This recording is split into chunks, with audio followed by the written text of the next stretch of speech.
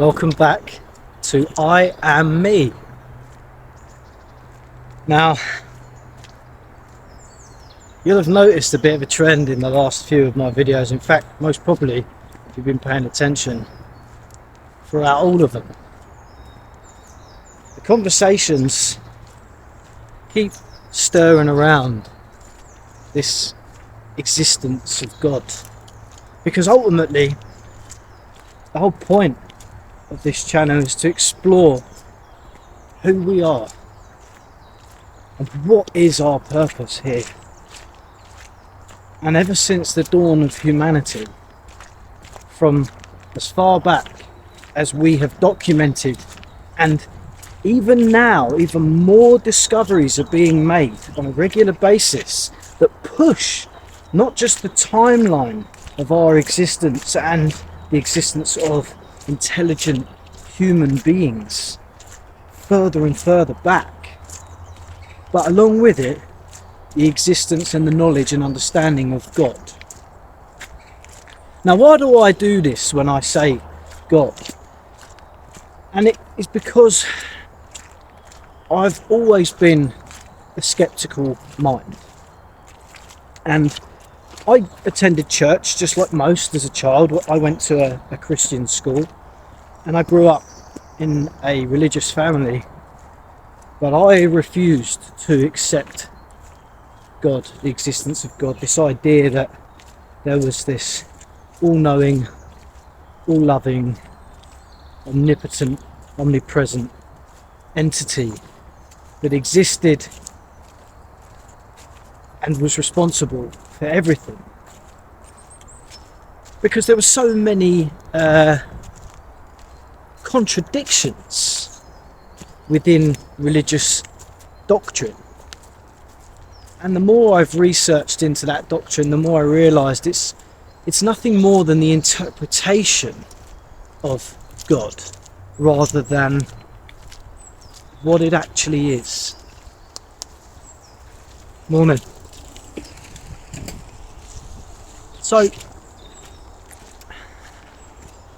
what I've come to learn from studying religion, spirituality, philosophy, quantum physics, and also just through observations of not just the external world around me, but my own physical being, is that there is consciousness in everything.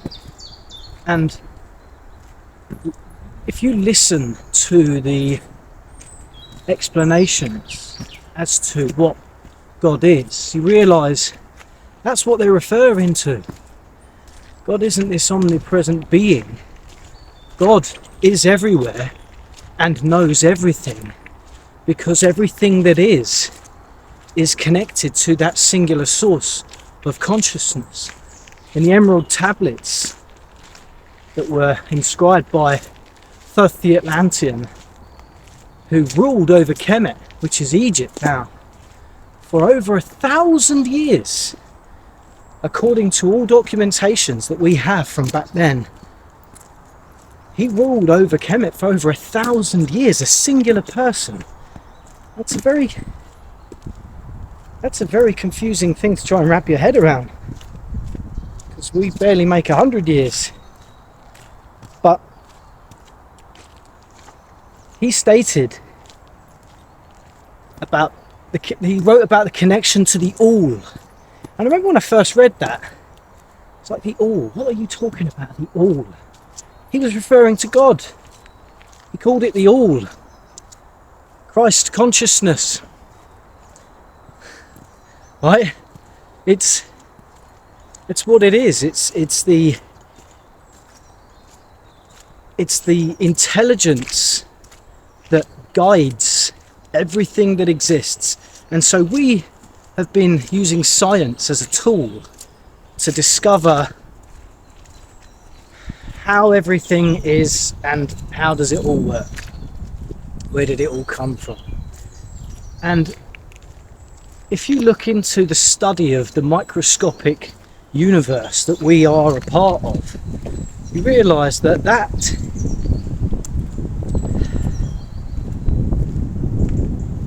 the organisation, the level of supreme and sophisticated organisation that goes into creating everything that is reflected in everything that is. 99% of your entire experience, what you believe to be your existence and everything that you know, and 99% of everything that you can see, feel, smell, taste, hear and touch, is not even there. Try and get your head around that. Try, literally, genuinely try and make sense of that. Understand that 99% of everything that you think you know, that we think we know, is empty. It's invisible. It's things that we haven't even understood yet. And so that means that less than 1% of what we know makes up 100% of everything you think you know. What? That's why the greatest minds that have ever existed throughout time have always been dubbed as heretics, lunatics.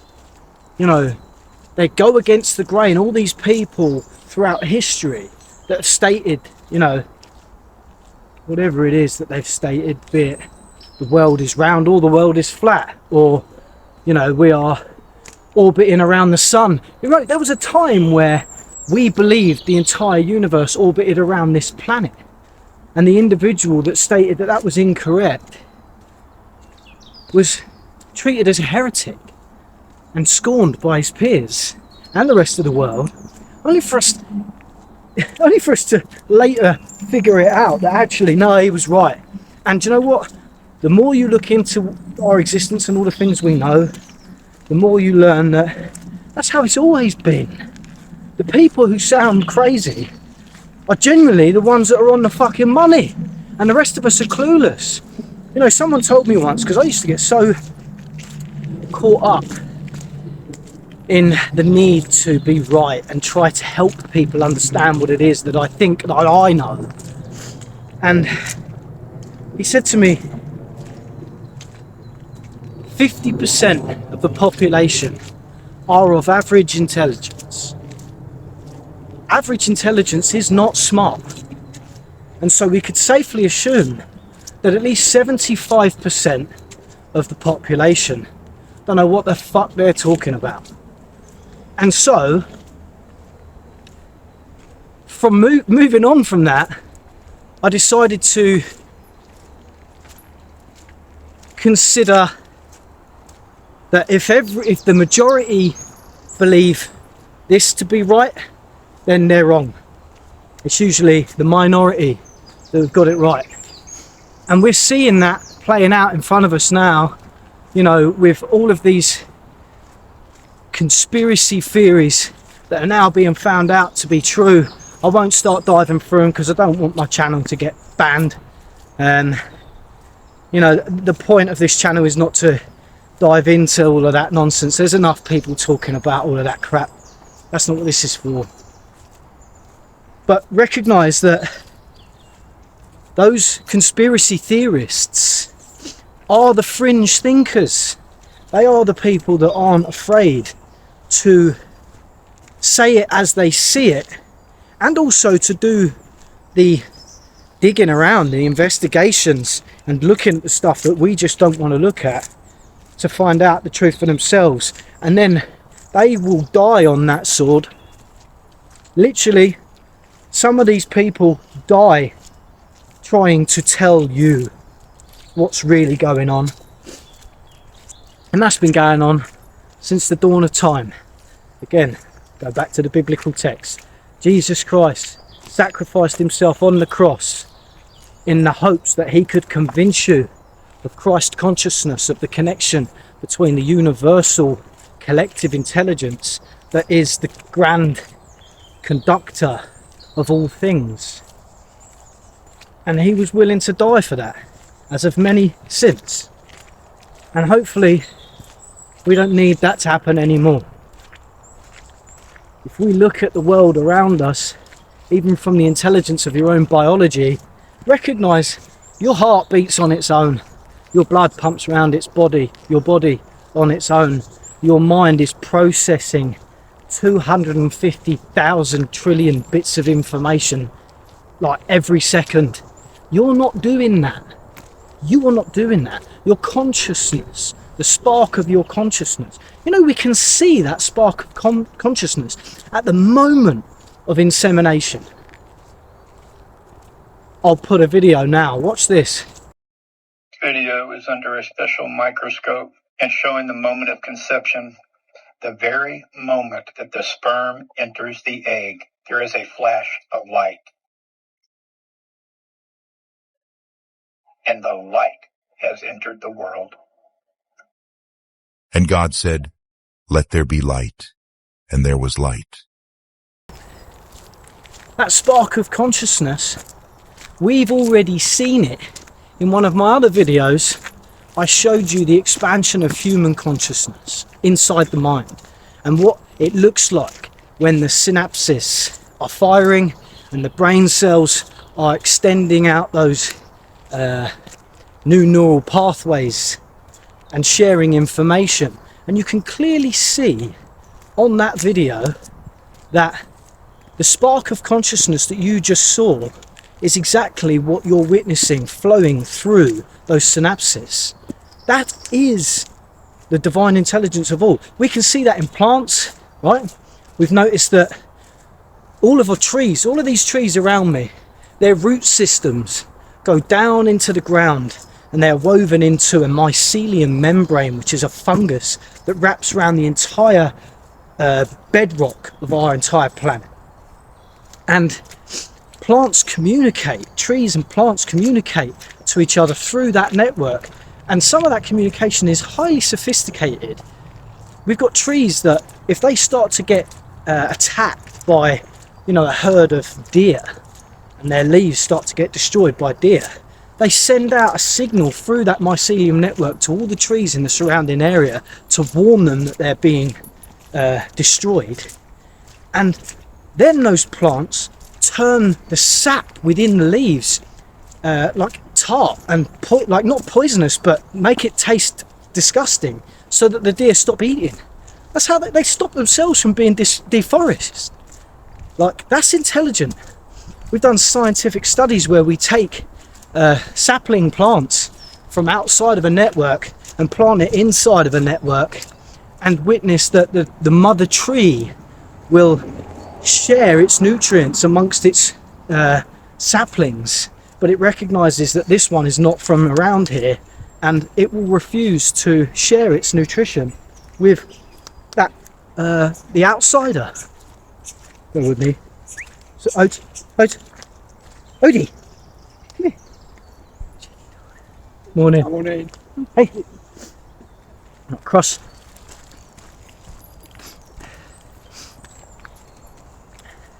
I spoke before about how colonies of ants do what they do. They receive their orders from a collective intelligence, a hive intelligence. The same with bees, and the same with your skin cells and your microbiome and your immune system. We can see that consciousness that protects your body, that dictates to your immune system which stuff has to leave and which stuff gets to stay in order to keep you alive, that same consciousness is inside the infectious diseases and the bacteria that your body are consuming. Recognize that. That is God. That is the evidence that I need to prove to me that God exists. God is not some entity, a being that's sitting in the clouds. God is the divine organization of everything that is, and we can see it in birds, we see it in bugs, we see it in bacteria, diseases, viruses, we see it in neutrons, we see it in electrons, we see it in photons, we see it in everything, right? Look into the study of cymatics, the organization of sacred geometry. It's created by sound. All of humanity is ready for this one. This art installation can make some of the most detailed cymatic patterns you've ever seen in your life. It is a highly polished metal bowl, and when the light reflects down on it, it reflects the beautiful cymatic patterns on the ceiling. He even shows you how the pattern continues underwater, puts the camera inside of one, and you can see the light bending in the water. This is cymatics, and the study of it is about to change everything.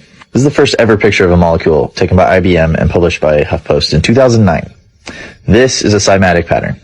Just sound traveling through water made that pattern. It looks the same because the patterns resonate down to the quantum level. The distribution of quantum particles lines up exactly with this, which is the theory of everything in mathematics. Both share a symmetry of 26.9 hertz. That pattern is also the perspective used in the Florence Cathedral dome, one of the most famous art pieces of all time.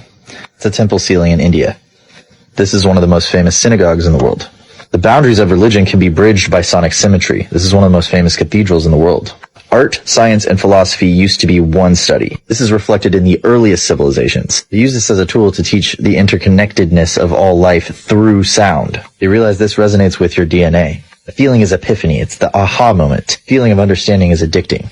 Everything is connected this way, from the temple architecture to the mantras. Even the smallest details were used as a lesson. We are the only culture that separates our studies. The only way to stop is to bring it back together.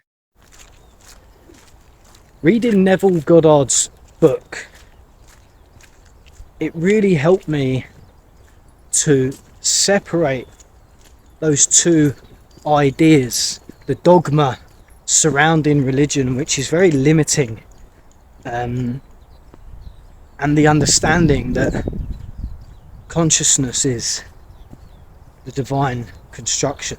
And I don't mean, when I say consciousness, I don't mean, all the silly ramblings that are constantly going on inside your own mind. All of those ramblings, those are streams of information that are connected to the same vibrational frequency that you're attached to. And that's why it's very difficult to focus on, if you're trying to think about stuff, you realise that the more you try to think, the harder it becomes to hear the thoughts in your mind.